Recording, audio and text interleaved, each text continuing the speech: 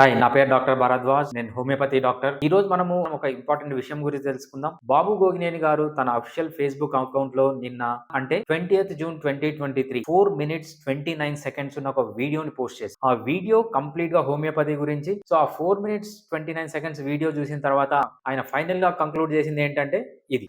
Almost భూత వైద్యం లాంటిది. ఆల్మోస్ట్ భూత వైద్యం లాంటిది.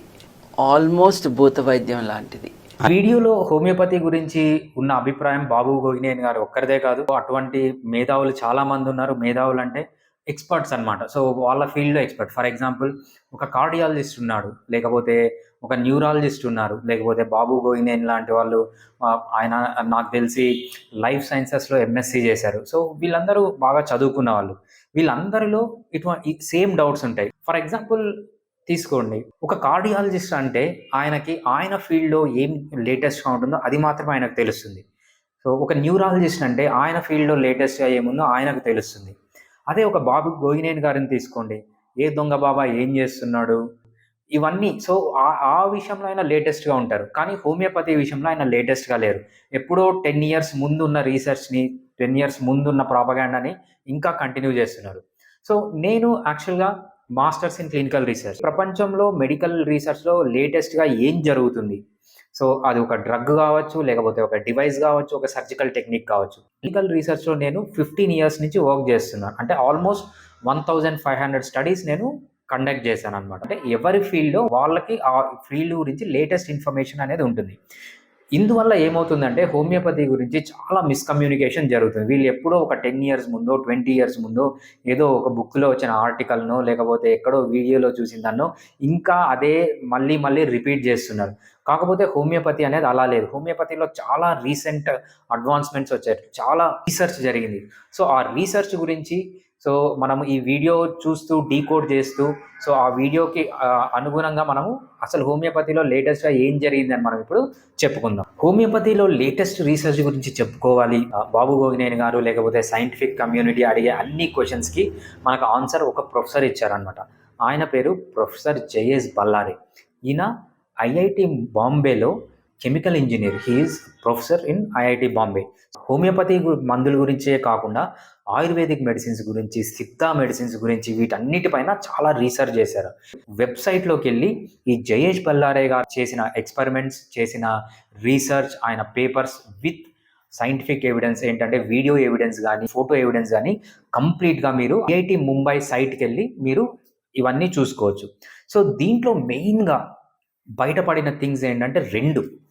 ఒకటి హోమియోపతిక్ డైల్యూషన్స్. అసలు హోమియోపతిక్ డైల్యూషన్స్‌లో మందుందా? లేదా?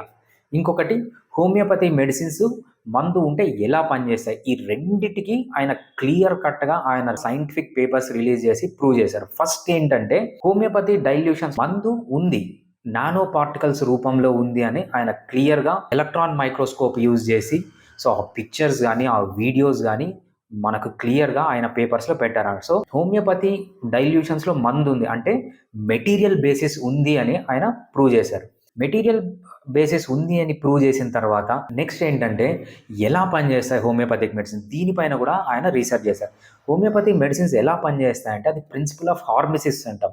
ఈ ప్రిన్సిపల్ ఆఫ్ హార్మసిస్ ద్వారా హోమియోపతి మెడిసిన్స్ అనేవి పనిచేస్తాయి. ఈ ప్రిన్సిపల్ ఆఫ్ హార్మసిస్ ఏం చెప్తుందంటే ఏదన్నా ఒక పదార్థం మీరు ప్రపంచంలో తీసుకోండి. వాటర్. ఈవెన్ వాటర్ ఎక్కువ క్వాంటిటీస్‌లో మీరు తీసుకుంటే ఒక మనిషిని చంపేస్తుంది. ఒక స్నేక్ వీనం అనేది మీడియం క్వాంటిటీస్‌లో తీసుకుంటే ఏమవుతుందంటే అది మిమ్మల్ని చంపదు. కాకపోతే ఏంటంటే ఒక డిజబిలిటీని కాజ్ చేస్తుంది. అదే ఒక స్నేక్ వీనంని లోయర్ క్వాంటిటీస్‌లో తీసుకుంటే అది హార్మసిస్ రెస్పాన్స్‌ని బాడీలో స్టిమ్యులేట్ చేసి బాడీ అది ఒక ఎక్సలెంట్ మందులాగా పనిచేస్తుంది. దీన్ని హార్మిటిక్ రెస్పాన్స్ అంటాం. హార్మసిస్ ప్రిన్సిపల్, నానో పార్టికల్స్ అనే ఈ రెండిటిపైన హోమియోపతి మందులు ఉంటాయి. ఆ మందులు ఈ హార్మసిస్ పైన పనిచేస్తాయని ఆయన క్లియర్ కట్‌గా ఐఐటి బాంబే ప్రొఫెసర్ జయేష్ బల్లారే మనకు క్లియర్‌గా ప్రూవ్ చేశారనమాట. ఈ వీడియోలో చూడండి. బాబు గోగినేని గారు షేక్ చేయడము, గుర్రం తోకకి హోమియోపతి మెడిసిన్స్‌కి సంబంధం ఏంటి? షేక్ చేస్తే మెడిసిన్ పవర్ ఎలా పెరుగుతుందని అన్నారు. మందు తీసుకుని ఆ మందుని మీరు షేక్ చేస్తూ ఉంటే షేక్ చేసినప్పుడు ఆ మందుకి ప్రత్యేక శక్తులు వస్తాయి అని అన్నారు. సాధ్యమా అండి? ఇట్లా షేక్ చేస్తే శక్తి రావటం ఏమిటి? షేక్ చేసే శక్తి రావటం ఎందుకు అని అంటే ఆ కాలంలో సైన్స్ బాగా డెవలప్ కాని కాలంలో ఇటువంటి నోషన్స్ ఉండేవి. అలాగే చాలామందికి తెలీదు, గుర్రం తోకతో చేసిన ఒక దాన్ని ఏమన్నాలో బ్రష్ లాంటి దాన్ని తీసుకుని కొట్టాలి.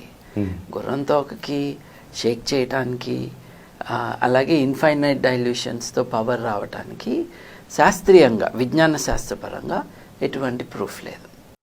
ఈ వీడియో చూసిన తర్వాత మనం క్లియర్ కట్గా ఇక్కడ సైంటిఫిక్గా ఏం జరుగుతుంది, నానో టెక్నాలజీ ద్వారా మందులు తయారు చేసి అవి మెయిన్గా క్యాన్సర్ కానీ కొన్ని రేర్ డిసీజెస్కి ఇస్తున్నారు.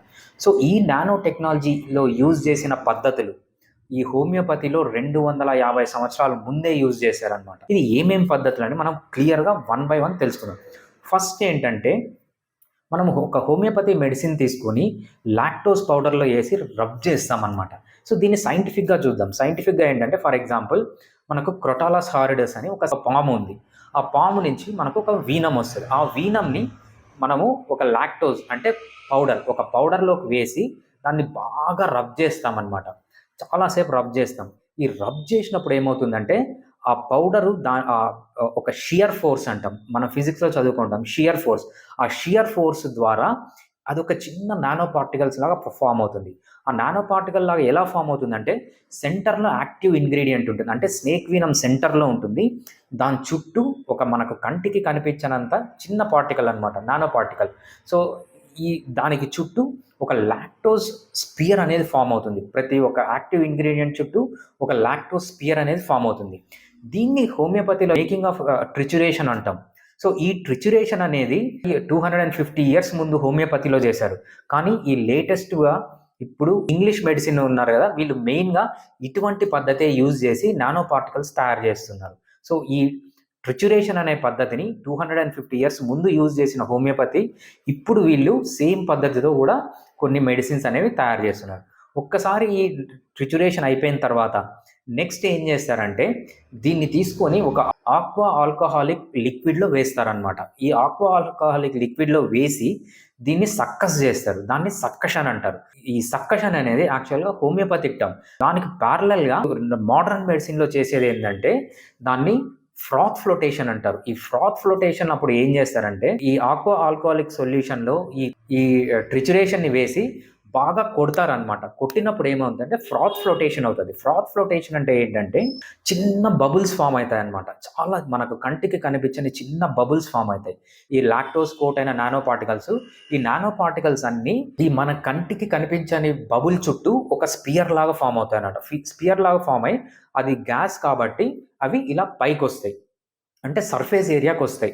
సో దీన్ని ఫ్రాత్ ఫ్లోటేషన్ అంటారు.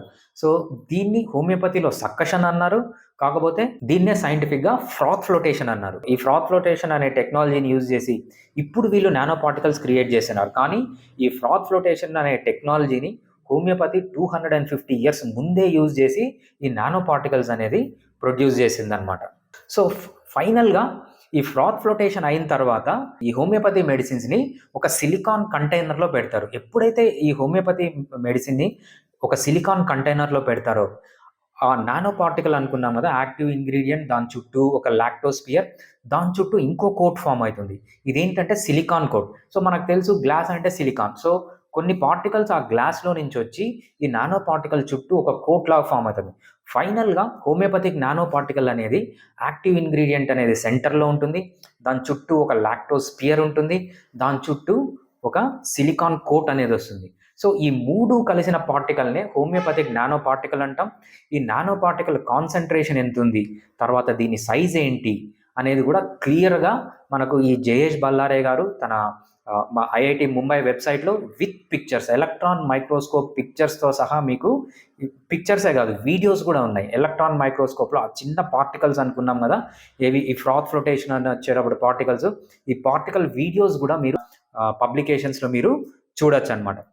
నానో పార్టికల్ అనేది సైజ్ కూడా డిటర్మైన్ చేశారు. డయామీటర్ వచ్చి అరౌండ్ 5 నానోమీటర్స్ ఉంటుంది.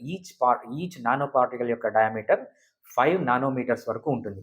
దాని కాన్సన్ట్రేషన్ ఎంత ఉందనేది కూడా డిటర్మైన్ చేశారు.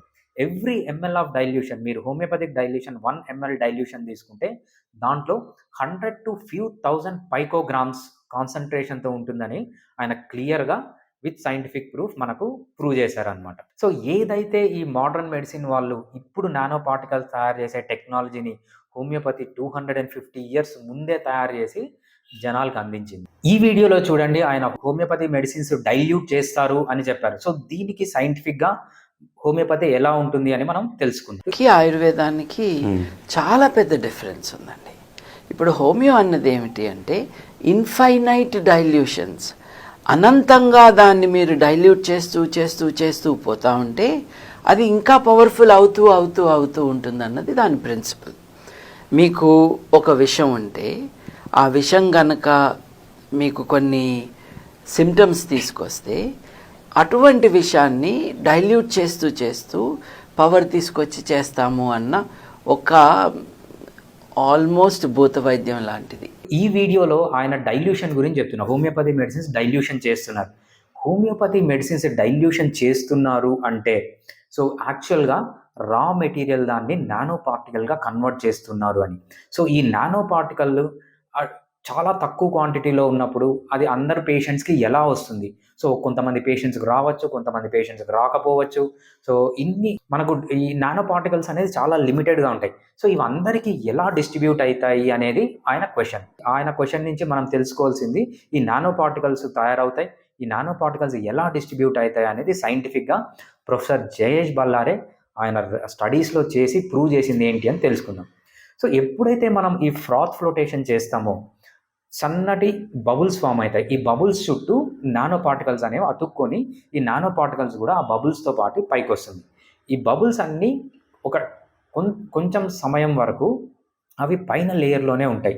ఎప్పుడైతే ఆ నానో పార్టికల్స్ పైన లేయర్లో ఉన్నప్పుడు మనం ఆ మెడిసిన్ని ఇంకొక కంటైనర్లోకి తీసుకుంటామో సో ఈ నానో పార్టికల్స్ అనేవి ఆ కంటైనర్లోకి కూడా వెళ్తాయి. ఆ కంటైనర్లోకి వెళ్ళి మళ్ళీ ఆ కంటైనర్లోంచి మళ్ళీ ఫ్రాత్ ఫ్లోటేషన్ చేసి ఇంకో కంటైనర్లోకి మార్చినప్పుడు ఈ నానో పార్టికల్స్ కింద ఉండకుండా పైకి వచ్చినవి ఒక్కొక్క కంటైనర్ నుంచి మారుతూ అందరికీ డిస్ట్రిబ్యూట్ అవుతాయి అన్నమాట.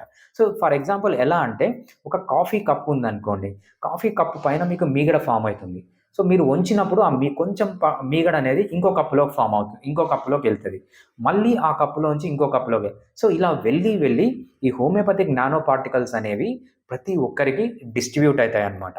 సో ఈ విధంగా హోమియోపతిక్ మనం డైల్యూట్ చేసే కొద్దీ ఏంటంటే డైల్యూట్ చేసినా కూడా ఈ ఫ్రాత్ ఫ్లోటేషన్ అనే టెక్నిక్ చేస్తాం కాబట్టి హోమియోపతి మెడిసిన్స్ తయారు చేసేటప్పుడు దాన్ని ఒక కంటైనర్లోంచి ఇంకో కంటైనర్లోకి పంపించే ముందు ఈ ఫ్రాత్ ఫ్లోటేషన్ చేసి పంపిస్తాం కాబట్టి ప్రతి ఒక్క కంటైనర్లో అంటే ప్రతి ఒక్క పేషెంట్కి వెళ్ళే మెడిసిన్లో ఈ నానో పార్టికల్స్ అనేవి మనకు ఉంటాయన్నమాట. సో హోమియో అన్నది శాస్త్రీయ బేసిస్ ఏమీ లేదు. మనందరం స్కూల్కి వెళ్ళాం కదండి, అవగాడ్రోస్ ప్రిన్సిపల్ ఉంది కదా, అవగాడ్రోస్ ప్రిన్సిపల్ తప్పైతే కానీ హోమియో నిజమయ్యే అవకాశం లేదు. అలాగే వాటర్ మాలిక్యూల్స్కి మెమరీ ఉంటే కానీ ఇది జరగదు.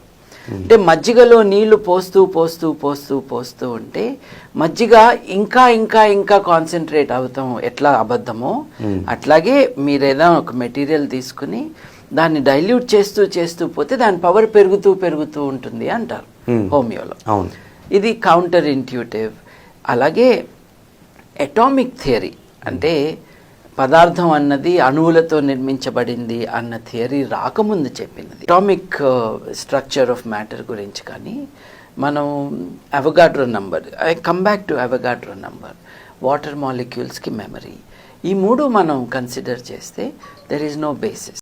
ఈ వీడియోలో బాబు గోగినేన్ గారు ఏం చెప్తున్నారంటే అవగాడ్రో నెంబర్ అని చెప్తున్నారు, వాటర్ మెమరీ అంటున్నారు, డైల్యూషన్ అంటున్నారు, అటామిక్ థియరీ అంటున్నారు. సో ఇవన్నీ తీసుకుంటే మనం ఏంటంటే ఫస్ట్ అవగాడ్రో నెంబర్ తీసుకుంటాం. ఈ అవగాడ్రో నెంబర్ అనేది మాలిక్యూల్ ఫామ్కి అప్లికబుల్. సో ఇక్కడ మనము హోమియోపతిక్ మెడిసిన్స్ అనేది మాలిక్యులర్ ఫామ్లో ఉండవు, నానో పార్టికల్స్లో ఉంటాయి. సో ఇక్కడ మనకు ఈ అవగాడ్రో నెంబర్ అనేది అప్లికబుల్ కాదు. నెక్స్ట్ వాటర్ మెమరీ అని చెప్పి ఇంకా చాలా పనికిరాని థియరీలన్నీ ముందు ఉండేవి. అంటే ఈ ప్రొఫెసర్ జయేష్ బల్లారే గారు చేయకముందు చాలా థియరీస్ ఉండేవి. సో అవన్నీ అవుట్డేటెడ్, ఇప్పుడు అవన్నీ రాంగ్ అని క్లియర్గా ప్రూవ్ అయ్యాయి. వాటర్ మెమరీ లేదు, ఏమీ లేదు, ఇవన్నీ నానో పార్టికల్స్ అని ప్రొఫెసర్ జయేష్ బల్లారే గారు క్లియర్గా ప్రూవ్ చేశారనమాట. సో ఈ అవగాడ్రో థియరీని కానీ వాటర్ మెమరీ థియరీని కానీ మనం కంప్లీట్గా ఇగ్నోర్ చేయొచ్చు. ఎందుకంటే హోమియోపతి మెడిసిన్స్ నానో పార్టికల్స్ అని చెప్పి మనకు ప్రూవ్ అయిపోయింది. ఈ వీడియో చూడండి. ఈ వీడియోలో ఆయన ఏమడుగుతున్నారంటే, అసలు హోమియోపతిక్ ఎవిడెన్స్ ఉందా లేదా అంటున్నారు. ఏదైనా మందో కాదో అని చెప్పడానికి అది does it stand the test of evidence of testing, అది కాదనమాట. సో మనం క్లియర్గా ఇప్పుడు తెలుసుకున్నాం, హోమియోపతిక్ డైల్యూషన్స్లో మందు ఉంది, నానో పార్టికల్స్ రూపంలో ఉందని ఒకటి తెలుసుకుందాం. నెక్స్ట్, హోమియోపతి మెడిసిన్స్ ఎలా పనిచేస్తాయి? They work on the principle of hormesis. మందు ఉంది, మందుకు బయాలజికల్ యాక్టివిటీ ఉంది అనేది క్లియర్గా మనకు ఇప్పుడు ప్రూవ్ అయిందనమాట. అన్నీ పాజిటివ్గానే చెప్తున్నాం. సో హోమియోపతి గురించి ఏం నెగిటివ్గా లేదా అంటే ఉన్నాయి. సో అవి మనము క్లియర్గా తెలుసుకుందాం. ఏదన్నా ఒక మెడిసిన్ కావాలి అంటే దానికి 2 ప్రిన్సిపల్స్ ఉండాలి. ఒకటి ఫార్మకోకైనెటిక్ ప్రిన్సిపల్స్ అంటాం, ఫార్మకోడైనమిక్ ప్రిన్సిపల్స్ అంటాం. ఈ ఫార్మకోకైనెటిక్ ప్రిన్సిపల్స్ అంటే ఏంటంటే, ఒక మెడిసినే కాదు, ఏదన్నా ఒక పదార్థం తీసుకోండి, మీరు బాడీలోకి తీసుకుంటే అది మీ బ్లడ్లోకి అబ్జర్వ్ కావాలి, అబ్జార్ప్షన్ అంటాం. అబ్జర్వ్ అయిన తర్వాత మీ బాడీలో మొత్తం అది వెళ్ళాలి, దాన్ని డిస్ట్రిబ్యూషన్ అంటాం. అది బాడీలో డిస్ట్రిబ్యూట్ అయిన తర్వాత దానికి ఏదో ఒక పాత్వే ఉండాలి, ఒక రియాక్షన్ జరగాలి, దాన్ని మెటబాలిజం అంటాం. బాడీలోంచి అది బయటికి వెళ్ళిపోవాలి, దాన్ని ఎలిమినేషన్ అంటాం. దీన్ని ఫార్మకోకైనెటిక్ ప్రిన్సిపల్స్ అంటాం. ADME, absorption, distribution, metabolism, elimination. ఈ ప్రిన్సిపల్స్ హోమియోపతిక్ నానో పార్టికల్స్కి ఎస్టాబ్లిష్ కాలేదు ఇంకా.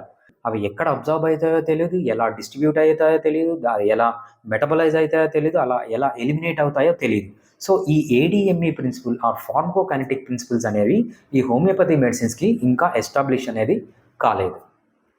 నెక్స్ట్, ఆన్సర్ కాని క్వశ్చన్ ఏంటంటే హోమియోపతిలో, ఇది పార్షియల్గా ఆన్సర్ అయింది, కంప్లీట్గా ఆన్సర్ లేదు. దీన్ని ఫార్మకోడైనమిక్స్ అంటాం. ఈ ఫార్మకోడైనమిక్స్ అంటే అసలు మందు లోపలికి వెళ్ళి ఎలా పనిచేస్తుంది, హౌ. సో మనకు జేఎస్ బల్లాగారే గారు క్లియర్గా ఎక్స్ప్లెయిన్ చేశారు. It works on the principle of hormesis ద్వారా పనిచేస్తుంది. సో హార్మోటిక్ రెస్పాన్స్ని బాడీలో స్టిమ్యులేట్ చేసి వస్తుంది. ఇది ఇంకా రా స్టేజ్లో ఉంది, ఇది ఇంకా చాలా రీసెర్చ్ ఈ ఏరియాలో జరగాల్సింది ఉంది. ఫార్మకోడైనమిక్ ప్రిన్సిపల్స్ ఉన్నాయి, కానీ చాలా కొద్దిగా ఉన్నాయి, అసలు కంప్లీట్గా లేవన్నమాట. సో ఈ 2 హోమియోపతిలో ఉన్న లాక్యునాస్. ఇన్ని లాక్యునాస్ ఉన్నా కూడా సైంటిఫిక్ కాదా అంటే, హోమియోపతి ఈజ్ సైంటిఫిక్. ఎలా సైంటిఫిక్ అంటే, homeopathy is evidence based medicine. Evidence based medicine అంటే ఏంటంటే, ఒక డిసీజ్ ఉంది, హోమియోపతి మెడిసిన్స్ ఇచ్చాం, డిసీజ్ తగ్గింది, that is evidence. So for example, vitiligo case తీసుకోండి, వైట్ ప్యాచెస్ ఉన్నాయి, హోమియోపతి మెడిసిన్స్ ఇచ్చాం, ప్యాచెస్ పోయాయి, దట్ ఈజ్ ఎవిడెన్స్. ఒక ప్రోస్టేటోమెగలీ కేసు ఉంది, ప్రోస్టేట్ అనేది 3rd స్టేజ్లోనో 4th స్టేజ్లోనో ఉంది, హోమియోపతి మెడిసిన్స్ ఇచ్చాం, ఈ ప్రోస్టేట్ అనేది నార్మల్గా వచ్చింది, సో ఎవిడెన్స్ అనేది ఉంది. So homeopathy is evidence based medicine. So మనకు ఫార్మకోకైనెటిక్ ప్రిన్సిపల్స్ కానీ డైనమిక్ ప్రిన్సిపల్స్ కానీ అంత క్లియర్గా ఎస్టాబ్లిష్ అనేది కాలేదు. But homeopathy is fully scientific. ఈ homeopathy is evidence based medicine. So ఫైనల్గా మనం చెప్పేది ఏంటంటే, ఈ బాబు గోగినేని గారు అపోహలే చాలామంది సైంటిఫిక్ కమ్యూనిటీలో ఉన్నాయి. సో ఆ సైంటిఫిక్ కమ్యూనిటీ వాళ్ళందరికీ నేను రిక్వెస్ట్ చేసేది ఏంటంటే, ప్రొఫెసర్ జేఎస్ బల్లారే గారు చేసిన రీసెర్చ్ని మీరు IIT ముంబై సైట్లోకి వెళ్ళి ఆయన రీసెర్చ్ పేపర్స్ చూడండి. ఆయన పేపర్స్ చూస్తే మీకు అర్థమైపోతుంది. ఆయన పిక్చర్స్ ఉన్నాయి, వీడియోస్ ఉన్నాయి, ఎలక్ట్రాన్ మైక్రోస్కోప్లో హోమియోపతిక్ నానో పార్టికల్స్ ఎలా ఉంటాయి, దాని స్ట్రక్చర్ ఏంటి, దాని సైజ్ ఏంటి, దాని కాన్సన్ట్రేషన్ ఏంటి అని క్లియర్గా ఎక్స్ప్లెయిన్ చేశారు. దాని తర్వాత అది బయాలజికల్ యాక్టివిటీ. సో కొన్ని అనిమల్ మోడల్స్ తీసుకొని దాంట్లో ఈ హోమియోపతిక్ డైల్యూషన్స్ వేసి హార్మోటిక్ ప్రిన్సిపల్స్ని ఎలా ఎలిసిట్ చేశారు అనేది క్లియర్గా విత్ ఎవిడెన్స్ మీకు ఆయన దాంట్లో దొరుకుతుంది. Finally, homeopathy is safe, effective and affordable. Homeopathy can prevent a disease, homeopathy can cure a disease, homeopathy can relieve the disease.